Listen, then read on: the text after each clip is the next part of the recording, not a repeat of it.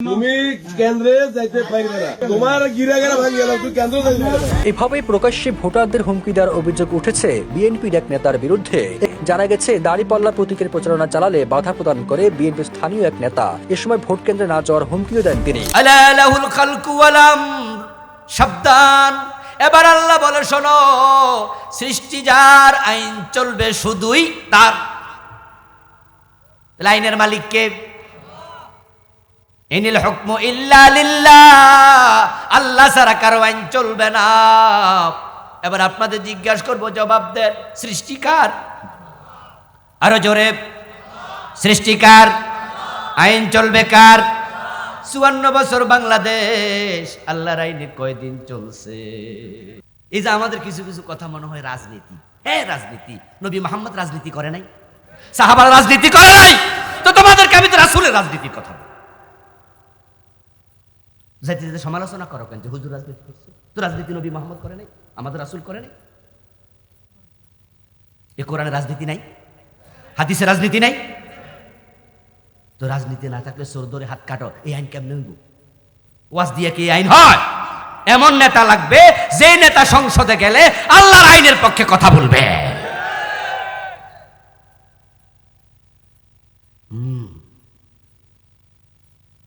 আমার দোস্ত, আপনি আল্লাহ তাআলার আইনের সাথে অন্যের আইন যখন মিশাবেন তখন ঈমান চলে যায়। এজন্য আমার ওয়াজের কারণে দেশে ইসলাম কায়েম হয়ে যায় নাই।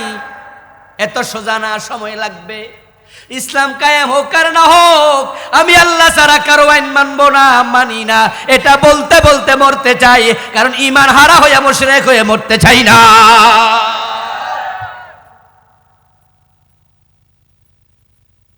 54 বছর ধরে যারা দেশ চালাইতেছে, তারা কি আল্লাহর আইনে চালাইতে পারতো না? কথা বলে না, পারতো না? এখনো কি পারে না? কিন্তু চালায় না কেন? কারণ তারা জানে আল্লাহর আইনে দেশ চালাইলে অসুবিধা। এই একজনে কইছে লস হইব। লস কি জানেননি? আল্লাহর আইন আসলে সিনেমা হল থাকবে না, তো সিনেমা হলের মালিকলার লস না? আল্লাহর আইনে আর সুদী ব্যাংক চলবে না, সুদী ব্যাংকের মালিকের লস না? আল্লাহর আইনে আইলে চুরি করলে হাত কেটে দিব, চোরের কি বিশাল লস না? তো হাত না থাকলে ভাত খাইব কি দিয়া? বিশাল সমস্যা। ইসলাম আসলেই তো মুসিবত। আল্লাহর আইনের দেশ চললে তো আর মদের বার থাকবে না, আসিবে, চালু হবে, পিঠের চামড়া তুলে আনবো। মাদকের পক্ষে আপনারা কেউ আছেন? মদ কি ভালো জিনিস? বরং এটা নিকৃষ্ট জিনিস। এটা মানুষকে পাগল বানায়, তার ব্রেন লোক করে। এজন্য মদকে খমর বলে। খমর মানে চাল্লা জিও খামিরুল আকলা, যেটা আকল ঢেকে ফেলে। মদ খাইয়া নিজের মেয়ের গায়ে হাত দেয়, এমন জালেমও মা চিনে না, বউ চিনে না। মদ খাইয়া লুঙ্গি ফুঙ্গি খুলে ফেলে। হয় না ভাই, হয় না? এর মাথা ঠিক নেই তো। এমন জিনিস কেন খাও? মদ খাইয়া আইসা কারেন্টের খাম্বা ঠেলে, কারেন্টের খাম্বারে কল লর। আহারে মুসলমান, মদের টাকা না দেয়াতে বাপের গায়ে হাত তোলে, মায়ের গায়ে হাত তোলে, এমন জালেম সন্তান আছে। ওই সিদ্দিকে তাকাও, মা বাবা দুজনকে হত্যা করেছে, মদখোর মেয়েটা, মাত্র ক্লাস 9-এ পড়ে। এই মাদক বাংলাদেশ থেকে আমরা তাড়াতে চাই, কিন্তু 54 বছর দেশ যারা চালাইছে তারা মাদক তাড়ানোর চেষ্টা করে নাই। যদি বলে করছি না, মিথ্যু। তারা মিথ্যু। কারণ তারা একটা অফিস বানাইছে মাদকের বিরুদ্ধে। ওই অফিসের নাম দিছে মাদক নিয়ন্ত্রণ অধিদপ্তর। আমরা কি নিয়ন্ত্রণ চাই না নির্মূল চাই? নিয়ন্ত্রণ মানে কি বন্ধ না কিছু কিছু চলে? তো এরা অফিসে তো বানাইছে কিছু কিছু চলে। তো জিরো টলারেন্স বলে, মিথ্যা কথা বলতেছে। আরে ভাই, আপনারা যখন ঢাকা রওনা দেন, কিছু কিছু বাস আছে দেখবেন যে এমন জোরে চালায়, ওরে বাবা রে বাবা, মাঝে মাঝে স্পিড ব্রেকারের উপরে উঠলে পিছনের মানুষ লাফ দেয় ফুটবলের মতো। তখন আমরা বলি, এই ড্রাইভার, গাড়ি নিয়ন্ত্রণে চালাও। কি চালাইতেছো ভাই? নিয়ন্ত্রণ মানি কি স্টার্ট বন্ধ করে দাও। তো ড্রাইভারও বোঝে যে নিয়ন্ত্রণ মানি 60-70। আমরা যারা বলি, আমরাও বুঝাচ্ছি যে নিয়ন্ত্রণ মানে 50-60-70-এ চালাও, 180-তে চালাইও না। তো যখন মদখোররা দেখে মাদক নিয়ন্ত্রণ অধিদপ্তর, হেরাও বোঝে 60-70-এ চলো।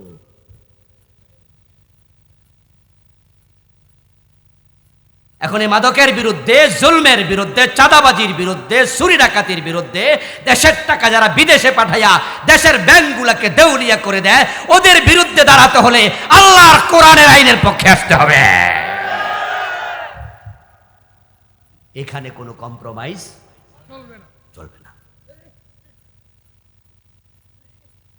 ছেলে যাবে বিদেশ, মালয়েশিয়া, মা ছেলের পরামর্শ দেবা, যান ওই যে মানব কি কয় এগুলার ব্যবসা করে যে মানুষ বিদেশ পাঠায়, কি বলে, আদম ব্যাপারী যারা এই ট্রাভেলস ব্যবসা করে, বলে যে ওদের কাছে পাসপোর্ট টাকা দেওয়ার আগে একটু ঢাকা ঘুরায়, বিশাল লাগবনি, আগে লিটন দেওয়ান বাবারে জিগা। কারণ দেখেছি টেলিভিশনে উঠছে, বসুন্ধরা শপিং মলে বাবা লিটন দেওয়ান বসে আছে, তিনি অতীত ভবিষ্যৎ ভূতপূর্ব সব জানেন। হাতের রেখা দেখে উনি বলিতে পারে সামনের মাসে বিপদ আছে। ভবিষ্যৎ জানার জন্য মানুষ মানুষের কাছে যায়, পত্রিকায় বের হয় যেখানে রাশি ফল প্রকাশ পেয়েছে, আগামী সপ্তাহে কি হবে পত্রিকাওয়ালা লিখে দেয়, আর তুমি বিশ্বাস করছো। আল্লাহর গজবে তুমি শেষ হয়ে যাবে, ঈমান শেষ হয়ে যাবে। কারণ আগামী সপ্তাহ দূরের কথা, আগামী মাস দূরের কথা, 1 সেকেন্ড পরে কি হয় আল্লাহ ছাড়া কেউ। এজন্য শিরকের ব্যাপারে সাবধান, খুব সাবধান, খুব সাবধান। বাংলাদেশে এত শিরিক কেমনে ঢুকলো? ঢোকার কারণ এলেমহীনতা। যে কোন কোন কাজ শিরিক এটা অনেক মানুষ বুঝেই না, না জানার কারণে না বুঝে শিরিক করতেছে। এবার বলুন তো, না বুঝে বিষ খাইলে মানুষ মরে না? যে জেনে বুঝে বিষ খায় সেও মরে, আর যে বুঝে না এটা যে বিষ খাইলে হেও মরে। মক্কার লোকেরা মূর্তি পূজা করলে শিরিক এটা জানতোই না। যেমন আমাদের দেশে যারা পীরের পায়ে সেজদা দেয় তারা যে মুশরিক, এটা তারা বোঝে না, না বোঝার কারণে পীরের পায়েও সেজদা দেয়, আবার জুমার দিন মসজিদে গিয়ে আল্লাহরেও সেজদা দেয়, ঠিক না? যারা পীরের পায়ে সেজদা দিল, মাজারে গিয়া সেজদা দিল, হেরা যে মুশরিক হইয়া গেছে, তাদের ঈমান যে শেষ, এটা বুঝলে কিন্তু তারা নামাজ কালাম পড়তো না। ওরা কইতো ঈমান না থাকলে নামাজ পড়বো কেন? কিন্তু এটা শিরিক, এটা বুঝে না। বরং ওদেরকে ওদের ভণ্ডফির কইছে এইটা শিরিক না, এটা সেজদায়ে তাজিমি। যারা পীরের পায়ে সেজদা দেয় তারা এটার নাম দেয় সেজদায়ে তাজিমি, আর মসজিদে গিয়ে যেটা দেয় এটার নাম কয় সেজদা আত-তাআব্বুদি। তারা দুই ভাগে ভাগ করে। আপনারা দেনও না, আপনারা ভাগ করেনও না, জানেনও না। হেরা কিন্তু জানে। ওই যে আমরা বলি পীরের পায়ে সেজদা দাও, তুমি মুশরিক, তখন কয় আরে শরীয়তের মৌলবী, তুমি বোঝো না, এটা সেজদায়ে তাজিমি। এরা ভাগ করছে, দুই ভাগ করছে। এবং তারা তখন দলিল দেয়, তাদের পীর বাবা কইছে যদি আল্লাহ ছাড়া অন্যকে সেজদা দিলে শিরিক হতো, তাহলে ফেরেশতারা আদম নবীরে যে সেজদাটা দিল, তাহলে ফেরেশতাও তো মুশরিক।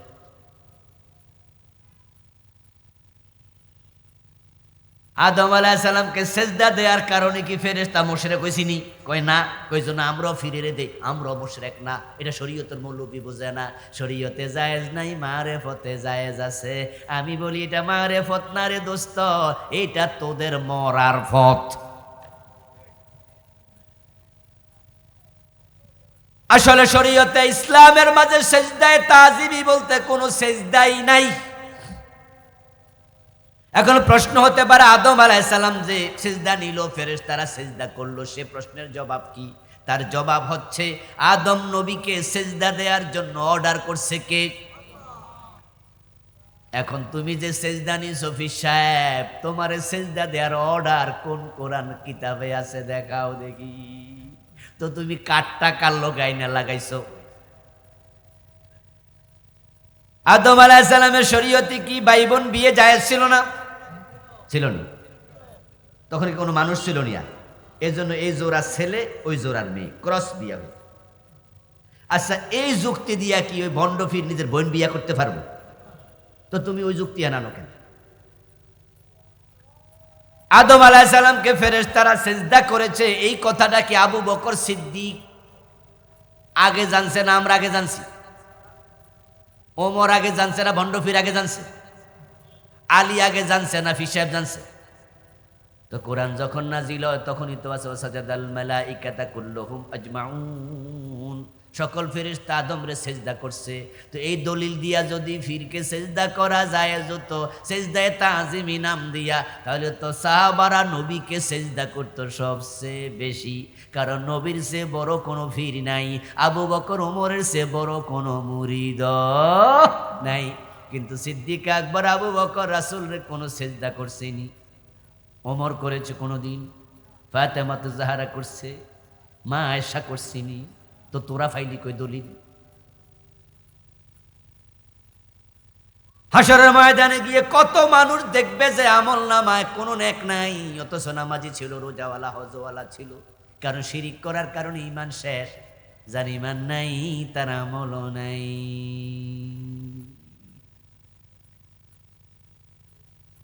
এই যে আপনারা আমার সামনে বসে আছেন, কোরআন মাজিদ আল্লাহ তাআলা আপনাদের কত সূরা নামের 88 নম্বর আয়াতে বলছে, ওয়ালা ওয়াশরাকু লা হাবিতা আনহুম মা কানু ইয়ামালুন। যদি এই লোকগুলো শিরিক করে আমল নামায় যত নেক ছিল সব একসাথে বরবাদ। বিয়ের সময় 500 মানুষ দাওয়াত দিছেন, 1000 মানুষ দাওয়াত দিছেন, ছেলের বিয়ে, মেয়ের বিয়ে, সেখানে দধি খাওয়াবেন। তাই সেখানে আপনি 10 মণ দুধ সংগ্রহ করে বড় ড্রামে রাখছেন, একবারে বিশাল গামলায়। আর যদি কুত্তা মুখ দেয়, একবার মুখ দিলে তো 10 মণ শেষ, জাগাত শেষ। শিরিক এসছে আরো জঘন্য। কেমনে আরো জঘন্য এবার শোনেন। কুত্তা যদি মুখ দেয় সে গামলায়, তাহলে সে দুধ হারাম হয়, গামলা হারাম হয় না। গামলার ব্যাপারে মাসালা হলো, এটা 6 বার পানি দিয়ে দো, 7 বার মাটি দিয়ে ঘষা দেও, 7ম বার। যদি 7ম বারে মাটি দিয়ে ঘষা দেও, ওয়াফিরুহু সামেনা বিতরা, কোন হাদিস আছে 8ম বার মাটি, 7 বার পানি, তাহলে তুমি ওই পাত্র ব্যবহার করো, অসুবিধা নাই। তাহলে কুত্তা মুখ দিলে পাত্রের বস্তু হারাম হয়, পাত্র হারাম হয় না। শিরিক করলে আমলও যায়, ঈমানও যায়, আমও নাই সালা সহ। এখন আমাদের দেশে শিরিকগুলো না বুঝার কারণে হচ্ছে। এ নিয়ে আমি বই লিখছি আলহামদুলিল্লাহ, 64 পৃষ্ঠার একটা বই। এটার মাঝে আমি 29টা শিরিক লিখছি। তা আমি আপনাদের কিছু শিরিক শুনাই, এজন্যই শোনাবো যে আপনি এর মাঝে আছেন কি। আলহামদুলিল্লাহ, ভণ্ড পীরের পায়ে সেজদা দেয় এমন লোক এখানে নাই আমি আশা করি। কিন্তু জনগণ সকল ক্ষমতার উৎস, এমন স্লোগান দেওয়ার লোক এখানেও 2-4 জন আছে। এই যে নির্বাচন আসতেছে, নির্বাচনের সময় আমাদের নেতারা তো মাইক হাতে নিয়েই জনগণকে ফার্মপট্টি দিয়া ভোট চাইব যে আপনারাই তো সব, আপনারাই তো ক্ষমতার মালিক। জনগণ সকল ক্ষমতার উৎস, সব ক্ষমতার মালিক, এটা বাংলাদেশের সংবিধানে ঢুকানো হয়েছে। এটা রাষ্ট্রীয় শিরিক, রাষ্ট্র শিরিক প্রমোট করছে। সংবিধানের সার্বভৌমত্বের অংশে ল অফ সাবরেনিটি, সার্বভৌমত্ব আইন, সেখানে লেখা আছে জনগণ রাষ্ট্রের মালিক, জনগণ সকল ক্ষমতার মালিক। আপনাদের কাছে আমার জিজ্ঞাসা, সকল ক্ষমতার মালিক কে? এ জমিনের মালিক কে? আমরা কি মালিক না মালিকের গোলাম? তো গোলাম মালিক দাবি করে কেন? আরে আপনি কারো বাড়ি ভাড়া যায় যদি দাবি করে বসেন, হে আপনারা কি করবো?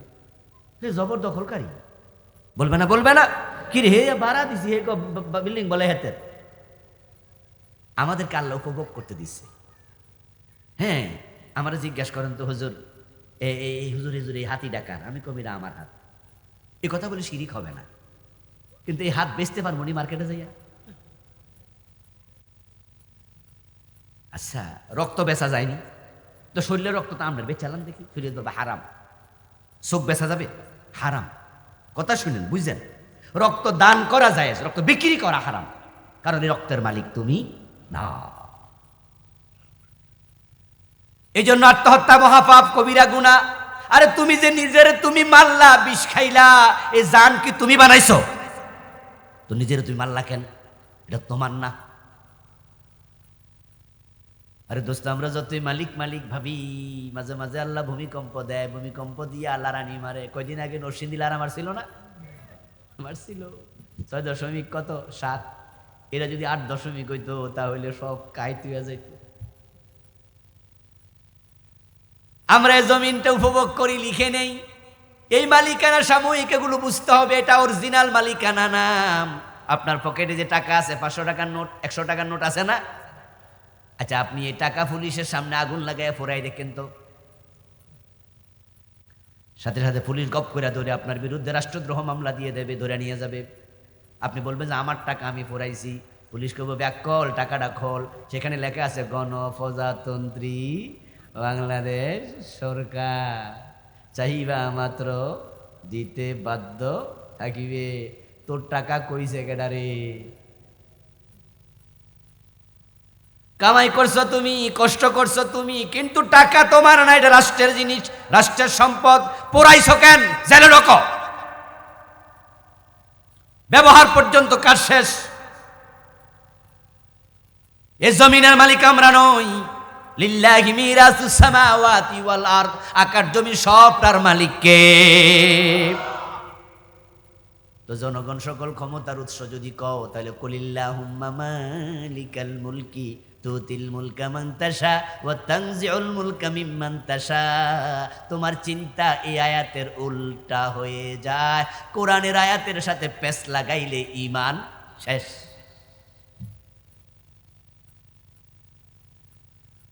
ছেলে হয় না, মেয়ে হয় না, কিছুদিন আল্লাহর কাছে চায়, দোয়া চায়, হুজুরের কাছে যায়, কিন্তু এক সময় 10-12 বছর যখন আল্লাহ পরীক্ষাটা লম্বা বানাইয়া দেয়, তখন এবার আর কয় বুঝ জ্বালাইছি বামুনা বাংলাদেশে।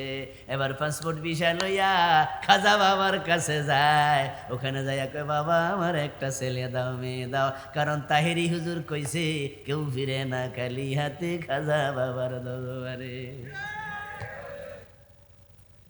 কি তাহেরি হুজুর কইছে না? আল্লাহর দন রাসূলকে দিয়ে আল্লাহ গেছে গায়েব হইয়া। এখন রাসূলের ধন খাজা লইয়া শুইয়া আছে আজমিরে। এজন্য আমি আজমিরে চললে আইছি বাবা। তাহিরি হুজুর আমার কইছে। এরকম তাহিরি একজন আছেন, আরো অনেক আছে। হ্যাঁ, মাজারে চাইতে যায়, মাজারে চাইতে যায়, মরা হুজুরের কাছে চাইতে গেছে। কিছুদিন আগে একটি ভিডিও ভাইরাল হলো। এসএসসি পরীক্ষার আগে কয়েকজন ছাত্র এক মসজিদের হুজুরের ইমামের কাছে গেছে। পীর সাহেবের কাছে গিয়া বলছো, হুজুর আমরা তো পরীক্ষা দিতে আসছি, পরীক্ষা দিতে যাবো, আপনি একটু দোয়া টোয়া কইরা দেন। হুজুর কয় দোয়া আমি কই লইব না, চল আমার সাথে। লইয়া গেছে মরা হুজুরের কাছে। বাজারে যাইয়া কয় বাজান পোলাপানির পরীক্ষা লইয়া আইছি, পাস করাই দিন।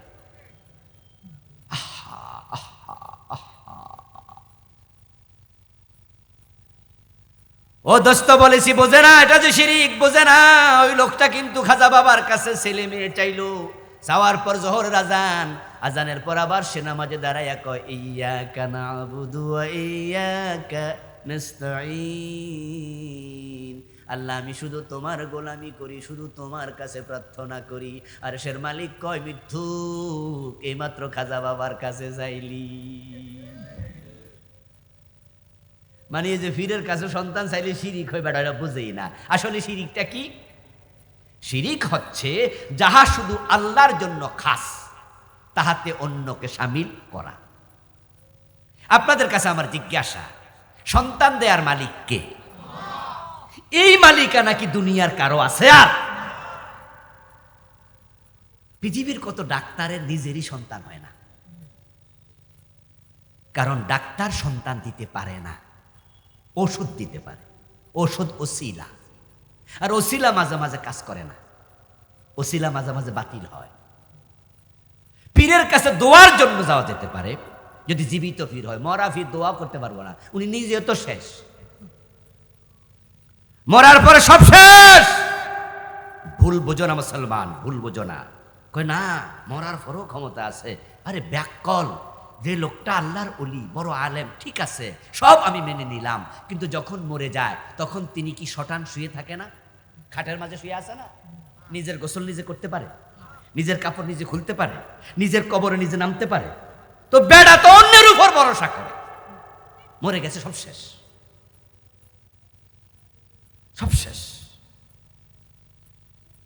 উনি ভালো মানুষ, তিনি শুয়ে আছে কবরে, তার কবর হয়তো জান্নাতের টুকরা, আমার কোনো আপত্তি নেই, তিনি আল্লাহর ওলি। গোলাপ শাহ বলেন, কেল্লা শাহ বলেন, উনি আল্লাহর ওলি। আমি জানি না, হতে পারে তিনি আল্লাহর ওলি, কিন্তু তুমি যে তার কাছে চাইছো, সে তো কিচ্ছু জানে না, দুনিয়ার সাথে কোনো সম্পর্ক তার আর নাই।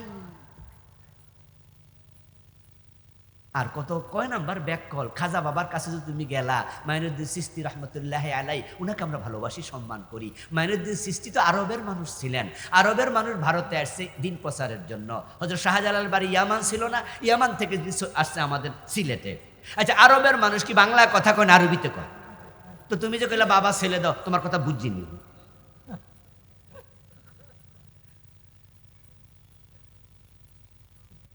আজিব আজিব আজিব।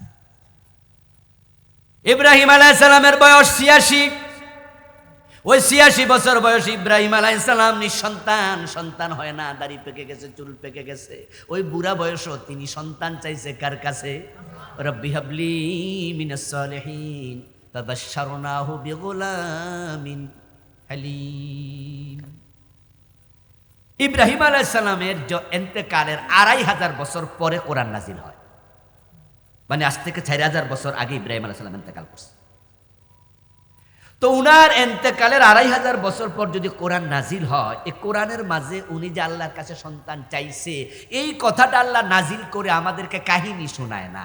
উনি আল্লাহ বুঝায়, আমার ইব্রাহিম কোনো ব্যক্তির কাছে চায় নাই, কোনো মাজারে যায় নাই, এখানে যায় নাই, ওখানে যায় নাই, চাইছে কার কাছে? তো তোমাদের সন্তান না হইলে তোমরাও চাইবা কার কাছে?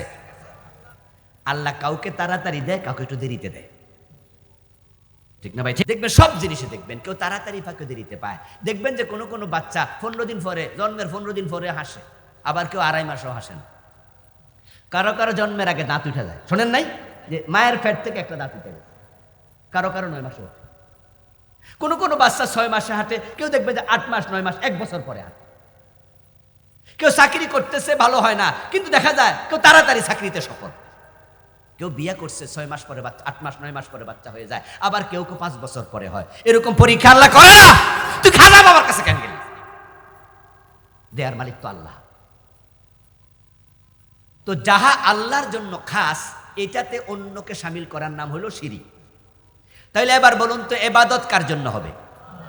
চুপ থাকা যাবে না, বলেন সকল ইবাদতের মালিক কে? তো সেজদা কি ইবাদত না? তো সেজদা ফিরকে দিলি কেন, মাজারে দিলি কেন? এটা তো শুধু আল্লাহ। আচ্ছা, এতক্ষণ পর্যন্ত ওয়াজ কিন্তু বেশি গায়ে পড়ে নাই, মোটামুটি হালকা হালকা পড়ছে। এবার একটা শক্ত ওয়াজ করবো। আল্লাহ কোরআনে বলেন, আলা লাহুল খালকু ওয়াল আমর ইনিল হুকমু ইল্লা লিল্লাহ।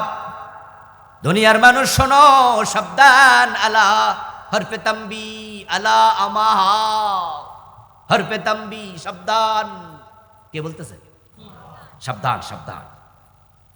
সাবধান কখন বলে? যখন সামনে কিছু বিপদ টিপদ। দেখবেন যে যেখানে বিদ্যুতের বড় বড় ট্রান্সফরমার আছে, এখানে লেখা থাকে সাবধান, বিপজ্জনক। থাকেনি? থাকেনি? সতর্কবার্তা। আলা লাহুল খালকু ওয়াল আমর, সাবধান। এবার আল্লাহ বলে, শোনো, সৃষ্টি যার, আইন চলবে শুধুই তার। আইনের মালিক কে? ইনিল হুকমু ইল্লা লিল্লাহ। আল্লাহ ছাড়া কারো আইন চলবে না। এবার আপনাদের জিজ্ঞাসা করবো, জবাব দেন, সৃষ্টিকার? আরো জোরে, সৃষ্টিকার। আইন চলবে কার? ৫৪ বছর বাংলাদেশ আল্লাহর আইনে কয়দিন চলছে? তো আল্লাহর আইনের ভিতরে মানুষের আইন ঢুকাইলেও তো শিরিক হয়ে যায়।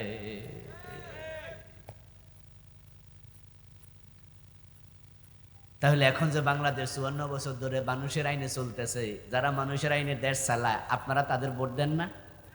তা আপনার ইমান থাকবো নি? তার সহযোগী আপনি। খুব জটিল। আমরাও আছি এক বিপদে। ওয়াজ আসার আগে আগে আমাদেরকে কানে কানে কয়, হুজুর সব কথা কইেন না। বুঝছেন? সব ওয়াজে কয় না, কিছু কিছু ওয়াজে। আর আগে তো ওয়াজ করতে দিতই না, এ মনোহর দিতে আসতে পারি না, ঠিক না? কি দৌড়ানি মারছে গো আইলে।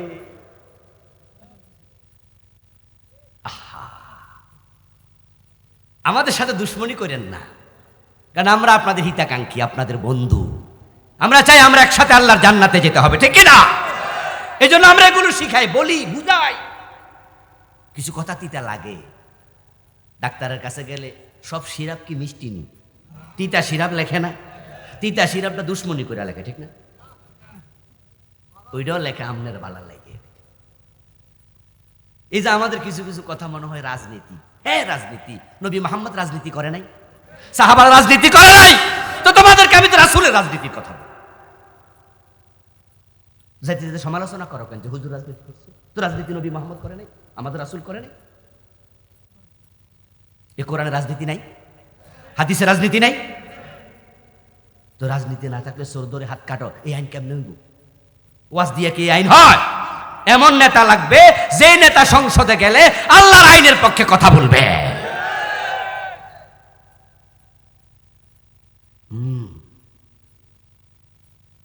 আমার দোস্ত, আপনি আল্লাহ তাআলার আইনের সাথে অন্যের আইন যখন মিশাবেন তখন ঈমান চলে যায়। এজন্য আমার ওয়াজের কারণে দেশে ইসলাম কায়েম হয়ে যায় নাই। এত সোজা না, সময় লাগবে। ইসলাম কায়েম হোক আর না হোক, আমি আল্লাহ ছাড়া কারো আইন মানবো না, মানি না। এটা বলতে বলতে মরতে চাই, কারণ ঈমান হারা হয়ে মুশরিক হয়ে মরতে চাই না।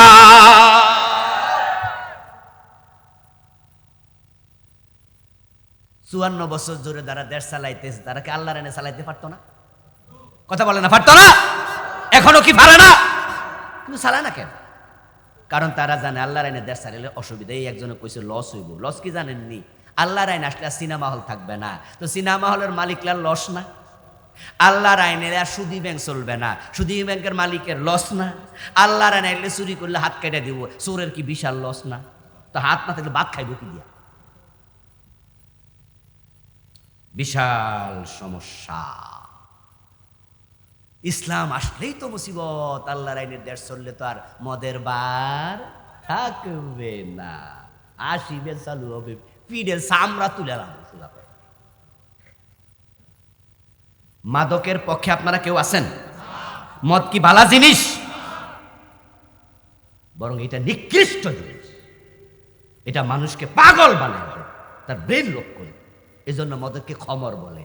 খমর মানে হচ্ছে আল্লাযী ইউখামিরুল আকলা, যেটা আকল ঢেকে ফেলে। মদ খাইয়া নিজের মেয়ের গায়ে হাত দেয়, এমন জালেমও মা চিনে না, বউ চিনে না। মদ খাইয়া লুঙ্গি ফুঙ্গি খুলে ফেলে। হয় না ভাই, হয় না? এর মাথা ঠিক নেই তো। এমন জিনিস কেন খাও? মদ খাইয়া আইসা কারেন্টের খাম্বা ঠেলে, কারেন্টের খাম্বারে কয় লর। আহারে মুসলমান, মদের টাকা না দেয়াতে বাপের গায়ে হাত তোলে, মায়ের গায়ে হাত তোলে এমন জালেম সন্তান আছে। ওই সিদ্দিকে তাকাও, মা বাবা দুজনকে হত্যা করেছে মদখোর মেয়েটা, মাত্র ক্লাস 9-এ পড়ে। এই মাদক বাংলাদেশ থেকে আমরা তাড়াতে চাই, কিন্তু 54 বছর দেশ যারা চালাইছে তারা মাদক তাড়ানোর চেষ্টা করে নাই। যদি বলে করছি না, মিথ্যু। তারা মিথ্যু। কারণ তারা একটা অফিস বানাইছে মাদকের বিরুদ্ধে, ওই অফিসের নাম দিছে মাদক নিয়ন্ত্রণ অধিদপ্তর। আমরা কি নিয়ন্ত্রণ চাই না নির্মূল চাই? নিয়ন্ত্রণ মানে কি বন্ধ না কিছু কিছু চলে? তো এরা অফিসে তো বানাইছে কিছু কিছু চলে। তো জিরো টলারেন্স বলে, মিথ্যা কথা বলতেছে। আরে ভাই, আপনারা যখন ঢাকা রওনা দেন, কিছু কিছু বাস আছে দেখবেন যে এমন জোরে চালায়, ওরে বাবা রে বাবা, মাঝে মাঝে স্পিড ব্রেকারের উপরে উঠলে পিছনের মানুষ লাফ দেয় ফুটবলের মতো। তখন আমরা বলি, এই ড্রাইভার, গাড়ি নিয়ন্ত্রণে চালাও। কি চালাইতেছো ভাই? নিয়ন্ত্রণ মানি কি স্টার্ট বন্ধ করে দাও। তো ড্রাইভারও বোঝে যে নিয়ন্ত্রণ মানি 60-70। আমরা যারা বলি, আমরাও বুঝাচ্ছি যে নিয়ন্ত্রণ মানে 50-60-70-এ চালাও, 180-তে চালাইও না। তো যখন মদখোররা দেখে মাদক নিয়ন্ত্রণ অধিদপ্তর, হেরাও বোঝে 60-70-এ চলো।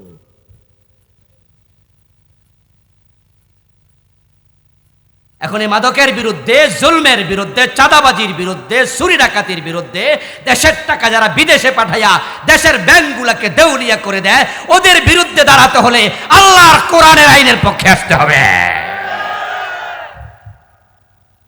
এখানে কোনো কম্প্রোমাইজ চলবে না। ছেলে যাবে বিদেশ, মালয়েশিয়া, মা ছেলের পরামর্শ দেবা যান, ওই যে মানব কি কয় গুলার এই ব্যবসা করে যে মানুষ বিদেশ পাঠায়, কি বলে, আদম ব্যাপারী যারা এই ট্রাভেলস ব্যবসা করে, বলে যে ওদের কাছে পাসপোর্ট টাকা দেওয়ার আগে একটু ঢাকা ঘুরায়, বিশাল লাগবনি, আগে লিটন দেওয়ান বাবারে জিগা। কারণ দেখেছি টেলিভিশনে উঠছে বসুন্ধরা শপিং মলে বাবা লিটন দেওয়ান বসে আছে, তিনি অতীত ভবিষ্যৎ ভূতপূর্ব সব জানেন। হাতের রেখা দেখে উনি বলিতে পারে সামনের মাসে বিপদ আছে। ভবিষ্যৎ জানার জন্য মানুষ মানুষের কাছে যায়, পত্রিকায় বের হয় যেখানে রাশি ফল প্রকাশ পেয়েছে, আগামী সপ্তাহে কি হবে পত্রিকাওয়ালা লিখে দেয়, আর তুমি বিশ্বাস করছো। আল্লাহর গজবে তুমি শেষ হয়ে যাবে, ঈমান শেষ হয়ে যাবে।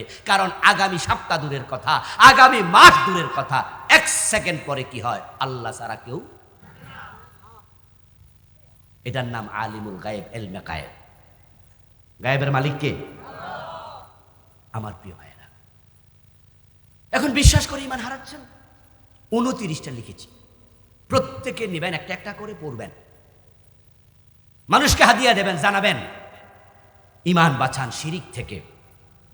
এবার বলতেছে লোকমান আলাইহিস সালাম, ইয়া বুনাইয়া আকিমিস সালাত। শুধু ঈমান বাঁচাইলে হবে না, ঈমানের পরে তোমাকে নামাজ পড়তেই হবে। নামাজ হলো ঈমানের পাহারাদার, যার নামাজ নাই তার ঈমানটা বেঁচে থাকে না। মান তারাকা সালাতাম মুতাআম্মিদান ফাকাদ কাফারা। নবীজি বলছে ইচ্ছা করে যে নামাজ ছেড়ে দিল সে কাফের হয়ে গেল। নবীজি আবার আমাদেরকে বিভিন্নভাবে নামাজের ব্যাপারে নসিহত করেন। উনার বড় সাহাবী ইবনে মাসউদ রাদিয়াল্লাহু তাআলা আনহু উনি বলতেছেন, মাল্লাম ইউসাল্লি ফালা দীনা লাহু। যে নামাজ পড়ে না তার দিন নাই, সে মুসলিম, তার ধর্ম ইসলামে দাবি করার অধিকার